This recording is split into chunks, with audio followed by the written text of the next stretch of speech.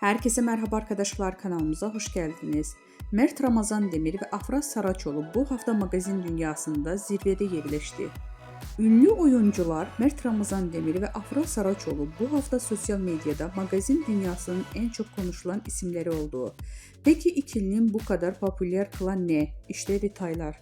Bu hafta ünlü oyuncu Mert Ramazan Demir, Afra Saraçoğlu sosyal medyada en çok konuşulan, tartışılan isimler arasında zirvede yerleşti. Hem kariyerlerinde hem de özel yaşamlarında dikkat çeken gelişmeler yaşayan Demir ve Saraçoğlu takipçiler ve magazin dünyasında merak içinde bırakmaya devam ediyor. Mert Ramazan Demir son dönemdeki projeleriyle adından sıkça söz ettiriyor.